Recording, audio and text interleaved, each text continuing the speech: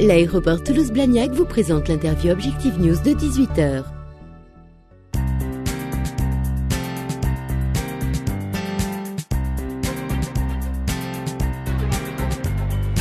Bonsoir, merci de nous rejoindre sur objectifnews.tv pour le rendez-vous de l'économie à Toulouse. Nous recevons aujourd'hui Thomas-Olivier Léautier. Bonjour. Bonjour.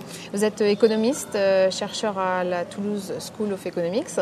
TSE qui se lance depuis quelque temps sur le marché de la formation des cadres, avec notamment deux contrats qu'on peut évoquer aujourd'hui, l'un avec EDF, RDF et un autre en collaboration avec la Direct ici à Toulouse et la CCI, qui était celui-là plus spécifiquement adressé aux sous-traitants d'Airbus. Absolument. Est-ce que vous pouvez nous dire un mot sur cette politique de TSE, puis sur ces contrats eux-mêmes ? D'accord.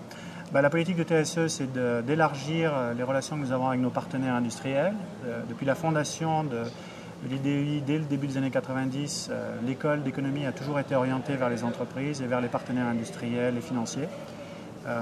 Et historiquement, c'était sur des contrats de recherche. Donc, on a fait de la recherche en partenariat avec plusieurs grandes entreprises, France Télécom, EDF, etc. Et depuis 5-6 ans, on a décidé d'élargir notre offre vers la formation, et en particulier la formation des cadres et des dirigeants.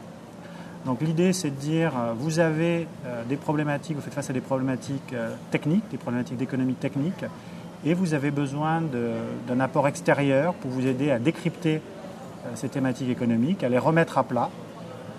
Et à partir de cette compréhension commune que vos cadres et vos dirigeants auront de ces problématiques économiques, vous pourrez prendre les décisions, aligner votre organisation et agir comme il faudra. Donc vous-même, en tant qu'économiste, quelles sont vos spécialités ? Donc moi, en tant qu'économiste, je travaille sur le marché de l'électricité. Donc, je suis un des spécialistes de l'électricité, donc toutes les réformes dont on a entendu parler dans les dernières années. Et je travaille aussi sur la gestion des risques. Et là, la problématique que j'étudie, c'est comment les grandes entreprises doivent intégrer l'ensemble des risques auxquels elles font face et comment prennent-elles des décisions pour optimiser leur stratégie face à ces risques. C'est sur ce point-là que, par exemple, vous avez donc travaillé avec les sous-traitants d'Airbus. C'était sur les risques de taux de change. Donc depuis Power8, Airbus a transféré à ses sous-traitants le risque de change. C'est-à-dire que désormais, si vous êtes un sous-traitant d'Airbus, vous allez vendre à Airbus en dollars. Et votre production va être effectivement locale en euros. Donc vous êtes exposé au risque euro-dollar. Ce qui est nouveau, puisqu'historiquement, les sous-traitants vendaient Airbus en euros et Airbus gérait le risque de change. Donc là, c'est maintenant les sous-traitants qui sont exposés à ce risque de change. Et donc la problématique pour eux, c'est comment on gère ce risque de change. Et quels sont les outils, quelles sont les méthodes, quelles sont les approches. Ça, c'est quelque chose qui est absolument nouveau, quelque chose qu'ils n'ont jamais vu forcément. Et la Direct... auquel des entreprises plutôt moyennes n'étaient pas habituées, n'avaient pas forcément les outils. Absolument. Alors il y a plusieurs problèmes. Le premier problème, c'est qu'ils n'ont pas les compétences pour faire ça. C'est un problème nouveau. Leur métier, c'était de produire des pièces. Pour Airbus, ce n'était pas de gérer les taux de change et de prendre des positions sur le marché des changes. Et le deuxième problème, c'est qu'étant dans des entreprises souvent petites, ils n'ont pas accès au marché des capitaux, et en particulier au marché des produits dérivés des taux de change, de la même façon qu'une grande entreprise comme Airbus peut y avoir accès. Donc chez EADS, il y avait une trésorerie avec plusieurs employés qui ont l'habitude d'utiliser ça. Ils ont des relations avec des banques, donc ça se fait tout seul. Chez une PME de Midi-Toulousain, c'est une autre chanson. Ils n'ont pas accès au même marché financier. Ils n'ont pas accès aussi aux mêmes compétences. Donc quel conseil vous leur avez donné, Alors le conseil qu'on leur a donné, c'était de se couvrir en utilisant des options. Donc vous imaginez bien que pour arriver à se couvrir en utilisant des options, il faut d'abord parler de définir le risque, comment on le mesure, quelles sont les grandeurs. Ensuite, il a fallu leur parler des différents instruments qui étaient disponibles, donc les produits à terme, les options, etc. Et après, il a fallu les aider à définir les bonnes options pour eux.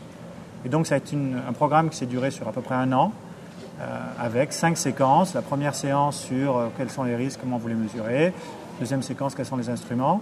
Et dans les dernières séquences, on les a fait jouer sur plusieurs portefeuilles où on leur a donné différents instruments. Ils ont dû eux-mêmes choisir les bonnes combinaisons d'instruments qui convenaient le mieux à leur profil de risque, à leurs aspirations, etc. Donc vous intervenez sur la gestion des risques, sur le marché de l'électricité. Vous êtes nombreux à TSE On est une dizaine à faire ça. Sur quel type de secteur ? Alors on travaille sur la gestion des risques, donc on a une activité assez importante. On travaille sur le marché de l'électricité. Donc on a fait des choses avec EDF et avec ERDF. On travaille aussi beaucoup dans l'économie de la concurrence. On a un pôle économie de la concurrence assez important où on a formé des agences de régulation et des autorités de la concurrence sur certains thèmes. Pas au niveau local, donc ? C'était pas au niveau local, c'était à Paris et à Bruxelles. Vous êtes spécialisé, on l'a dit à plusieurs reprises, sur le marché de l'électricité. Il y a le débat sur l'énergie qui va se dérouler d'ici quelques semaines. Comment vous vous positionnez? Est-ce que vous avez l'intention de faire entendre votre voix et puis peut-être de faire entendre vos analyses? Absolument. L'énergie est un problème qui est assez complexe et qui commence à peser très lourd dans l'économie du pays. Et en tant qu'économiste, on ne peut être que désolé de l'absence d'analyse économique dans la plupart des discussions. C'est-à-dire que ce qu'on voit, nous, c'est beaucoup de rhétorique idéologique qui ne s'appuie pas sur des règles simples d'économie. Alors il y a un premier exemple qui nous frappe, c'est les tarifs à tranche. Donc il y a l'idée de dire que si vous consommez plus d'électricité, vous allez payer plus cher, plus vous consommez. Donc l'argument, c'est de dire la personne qui chauffe sa piscine à l'électricité, elle devrait payer plus cher que... C'est un argument de bon sens, a priori. C'est un argument de bon sens. Non, c'est un argument qui a le mérite de plaire et de dire on va prendre ceux qui chauffent leur piscine. Sauf que c'est juste idiot, quoi. Oui. C'est juste idiot parce que c'est anti-économique. D'abord, il y a un coût énorme à mettre une mesure comme ça en œuvre. C'est-à-dire que pour être capable de vous faire payer plus par consommation, le barème ne va pas être un barème uniforme, donc il faudra qu'on connaisse votre revenu. Donc ça veut dire que vous devez donner votre feuille d'impôt à EDF. Il faudra qu'on connaisse l'isolation de votre maison, le nombre de personnes dans votre maison. Donc il y a un coût de mise en œuvre qui est énorme. Donc c'est juste important. D'autre part, il n'y a aucun bénéfice économique. Le prix de l'électricité, et ça on le sait depuis très longtemps, en France on le sait depuis Marcel Boiteux 1948, le prix de l'électricité doit dépendre du coût de la consommation globale. C'est-à-dire que si vous consommez à 7 heures du soir, comme tout le monde consomme à 7 heures du soir avec vous, vous devez payer plus cher que si vous consommez à 3 heures du matin. Donc en tant qu'économiste, qu'est-ce que vous, à TSE, vous proposez pour la transition énergétique? Pour la transition, alors, il y a le problème de la précarité énergétique qui est le problème de comment on fait pour qu'effectivement les gens qui en aient besoin puissent se payer de l'électricité. Là, on le règle par le problème du chèque énergie ou du chèque électricité. C'est-à-dire que vous laissez les tarifs tels qu'ils sont, mais vous faites un transfert aux plus pauvres. Donc vous leur envoyez un chèque qu'ils peuvent utiliser uniquement pour l'électricité ou pour leur énergie. Ça existe déjà aux États-Unis? Ça existe déjà aux États-Unis. Aux États-Unis, ils l'ont fait pour la nourriture. C'est l'exemple des food stamps aux États-Unis où les gens qui en ont besoin, donc on fait un test sur les revenus, peuvent aller dans les supermarchés avec un chèque et peuvent s'acheter des produits de première nécessité. Donc ils ne peuvent pas s'acheter de l'alcool, ils ne peuvent pas s'acheter de cigarettes, ils peuvent s'acheter du lait, des céréales, de la viande, etc. Donc ça c'est bien parce que ça vous permet de ne pas distordre les prix, mais ça vous permet d'assurer que les moins favorisés d'entre nous ne sont pas pénalisés, sont capables de se chauffer en hiver, d'avoir accès à l'électricité. Et sur la transition énergétique? Sur la transition énergétique, il faut... il y a deux volets. Il y a un premier volet sur l'offre, un deuxième volet sur la demande. Sur la demande, c'est très important que les signaux prix reflètent la rareté de la ressource. Donc, il faut de plus en plus que les prix que payent les clients, à la fois les grands clients, mais aussi les clients résidentiels, reflètent l'équilibre offre-demande. Donc, en particulier pour les grands clients, il faut qu'ils soient le plus près possible des marchés spot. Donc ça veut dire accélérer la suppression des tarifs jaunes et verts, de façon à ce que les grands clients, quand l'électricité est plus chère, puissent réduire leur consommation et en bénéficier.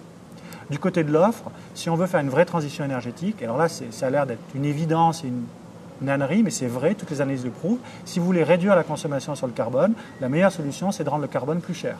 Ou bien la taxe carbone, ou bien le mécanisme des certificats européens qui a été mis en place.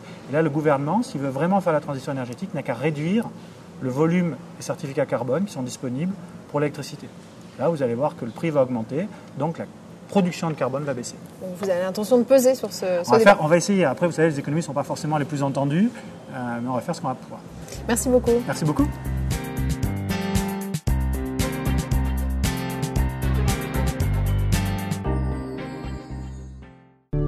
L'aéroport Toulouse-Blagnac vous a présenté l'interview Objectif News de 18h.